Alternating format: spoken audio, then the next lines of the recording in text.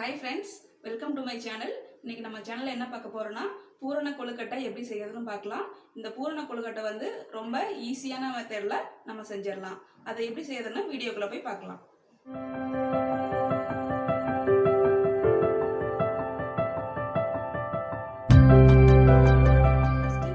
மாவு ரெடி பண்ணிடலாம். அதுக்கு நான் 1 கப் பச்சரிசி மாவு எடுத்துருக்கேன். இது வந்துட்டு நம்ம பச்சரிசி வந்துட்டு ஒரு 3 ஹவர்ஸ் வந்துட்டு நம்ம தண்ணியில் ஊற வச்சுட்டு அதை நல்லா வெயிலில் உணர்த்திட்டு ரொம்ப காய வேணாம், ஓரளவுக்கு காஞ்சா போதும். அதை வந்து எடுத்து மெஷினில் இந்த மாதிரி பொடி பண்ணி வச்சுருக்கேன். அதை வந்து இதில் சேர்த்துடலாம். கூட ஒரு சிட்டிகை உப்பு சேர்த்துடலாம். 1.5 கப் தண்ணி சேர்த்துடலாம். நம்ம எந்த கப்பில் மாவு எடுத்தோமோ அதே கப்பில் வந்து 1.5 கப் தண்ணி சேர்த்துடலாம். தண்ணி கூட 1 ஸ்பூன் எண்ணெய் சேர்த்துடலாம். இந்த தண்ணி நல்லா கொதிக்கட்டும், மேக்ஸிமம் கொதிக்கணும். இப்போ தண்ணி நல்லா கொதிச்சிருச்சு. இந்த தண்ணியை வந்து நம்ம மாவில் கொஞ்சம் கொஞ்சமாக சேர்த்துடலாம். தண்ணி வந்து ரொம்ப சூடாக இருக்கும்போது தான் சேர்த்தணும். கொஞ்சம் கொஞ்சமாக சேர்த்து நம்ம மாவில் வந்து கிளறிடலாம். இப்போது இந்த மாவில் தண்ணியை கொஞ்சம் கொஞ்சமாக சேர்த்துடலாம். ரொம்ப சூடாக இருக்கும், அதனால் கையை வச்சு பிசைய வேணாம். இந்த மாதிரி ஏதாவது கரண்டியோ இல்லை ஸ்டிக்கை வச்சு நம்ம நல்லா கிளறிடலாம். கொஞ்சம் கொஞ்சமாக தண்ணியை சேர்த்துக்கணும். இப்படி இந்த மாதிரி நல்லா கட்டி பிடிக்காமல் நல்லா உதிரியாக வர அளவுக்கு நம்ம கலந்துடலாம். தண்ணி வந்து அதிகமாக ஊற்றக்கூடாது, ஏன்னா ரொம்ப குழஞ்சி போயிடும், அப்புறம் கொழுக்கட்டை வந்து நல்லா வராது. ஸோ இந்த மாதிரி கொஞ்சம் கொஞ்சமாக தெளித்து நம்ம இது பண்ணணும். ஓகே, இப்போ இந்த அளவுக்கு போதும். இது வந்து நல்லா ஆறட்டும். அதுக்கப்புறம் நம்ம வந்து கையில் வந்து பிசைஞ்சிக்கலாம். இப்போ மாவு நல்லா ஆறிடுச்சு. நம்ம கையால் வந்து நல்லா பிசைஞ்சிடலாம். இந்த மாதிரி நல்லா கலரு பிணைஞ்சி விட்டுறணும். கையில் ஒட்டாத அளவுக்கு பிணையணும், அந்த அளவுக்கு. இப்போ பாருங்கள் எப்படி வந்து ஒட்டாமல் வருது பாத்திரத்தில். அதே மாதிரி கையிலையும் ஒட்டாமல் வருது. இந்த சாஃப்ட்னஸ் இருக்கிற வரைக்கும் நம்ம வந்து நல்லா மாவை வந்து பிணைஞ்சி வச்சுக்கணும். பூரணத்துக்கு தேவையானது ரெடி பண்ணிடலாம். ஃபஸ்ட்டு பேன் வச்சு சூடான உடனே நம்ம 1.5 கப் நான் வெல்லம் சேர்த்துருக்கேன். 1 கப் பச்சரிசி மாவுக்கு 1.5 கப் வெல்லம் சேர்த்துக்கலாம். இது கூட கொஞ்சமாக தண்ணி சேர்த்துக்கிறேன் வெல்லம் கரையிறதுக்காக. நல்லா மிக்ஸ் பண்ணிடலாம்.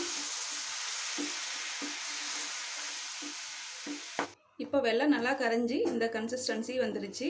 நம்ம இந்த ஸ்டேஜில் வந்துட்டு 1 கப் தேங்காய் சேர்த்துருக்கேன்.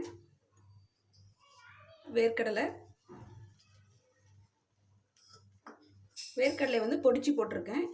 இது 2 ஸ்பூன் ஏலக்காய் தூள். இது எல்லாத்தையும் நான் நல்லா கலந்து விட்டுடலாம். வந்து நல்லா மிக்ஸ் ஆகிற வரைக்கும் நம்ம நல்லா இந்த மாதிரி கலந்து விடணும். அடுத்து இந்த மாவை கொஞ்சமாக எடுத்து உருண்டை பண்ணிக்கலாம். கைக்கு வந்து இந்த மாதிரி லைட்டாக ஆயில் போட்டுட்டு இது பண்ணுங்க.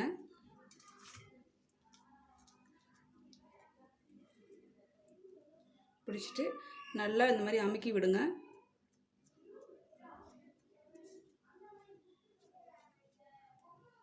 இந்த 3 ஃபிங்கர் வச்சுட்டு நல்லா நடுவில் மட்டும் குழி பண்ணிவிட்டு இந்த எட்ஜஸ் எல்லாம் எதுவும் பண்ண வேணாம். இதுக்குள்ளே நம்ம செஞ்சு வச்சுக்கிற பூரணத்தை ஆட் பண்ணிக்கலாம், சேர்த்துக்கலாம்.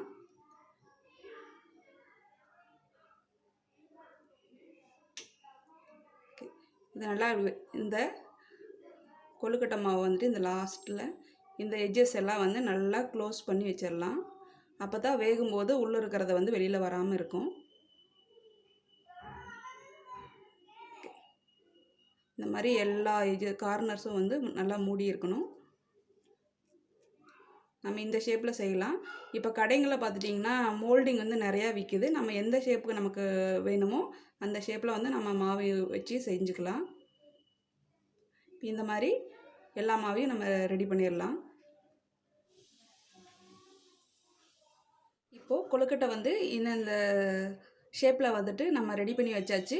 இதை வந்து நம்ம ஒரு இட்லி பாத்திரத்தில் வச்சுட்டு ஒரு 5 மினிட்ஸ் வேக வச்சா போதும், நமக்கு தேவையான கொழுக்கட்டை ரெடி ஆயிரும்.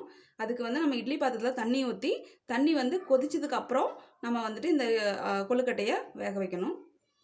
இப்போ தண்ணி நல்லா சூடாயிருச்சு. இந்த மாதிரி ஒரு தட்டில் கொஞ்சமாக எண்ணெய் இல்லைன்னா நெய் தடவிட்டு நம்ம அதை மேலே கொழுக்கட்டையை வச்சு வேக வச்சிடலாம். நீங்கள் துணி போட்டு வேக வச்சா இன்னுமே நல்லா ஒட்டாமல் வரும். இந்த மாதிரி 1 by 1 வச்சு நம்ம வேக வச்சிடலாம். இதை மூடி போட்டு ஒரு 5 மினிட்ஸ் நம்ம நல்லா வேக வச்சா போதும். நமக்கு தேவையான கொழுக்கட்டை ரெடி ஆயிரும். இது 5 நிமிஷம் அப்படியே இருக்கட்டும். திறந்து பார்த்தரலாம். இது நல்லா வந்துடுச்சு. இப்போ நம்ம அடுப்பு ஆஃப் பண்ணிவிட்டு எடுத்துடலாம். இது வந்து நல்லா ஆறட்டும். அப்போ தான் வந்து அந்த பாத்திரத்தில் ஒட்டாமல் வரும், இல்லைனா ஒட்டி வரும். ஸோ நம்ம வந்து கொஞ்சம் நேரம் ஆற வச்சுட்டு நம்ம அதுக்கப்புறம் எடுத்துடலாம். நமக்கு தேவையான கொழுக்கட்டை ரெடி ஆகிடுச்சு. இது ஈஸியாக 5 மினிட்ஸில் நம்ம வீட்டில் ரெடி பண்ணிடலாம். நீங்களும் இதே மாதிரி வீட்டில் ட்ரை பண்ணி பாருங்கள். இது வரைக்கும் எங்களோட சேனலை சப்ஸ்கிரைப் பண்ணாதவங்க சப்ஸ்கிரைப் பண்ணுங்கள். பக்கத்தில் இருக்கிற பெல் ஐக்கானை கிளிக் பண்ணுங்கள். எல்லாருக்கும் என்னோட அட்வான்ஸ் விநாயகர் சதுர்த்தி வாழ்த்துக்கள்.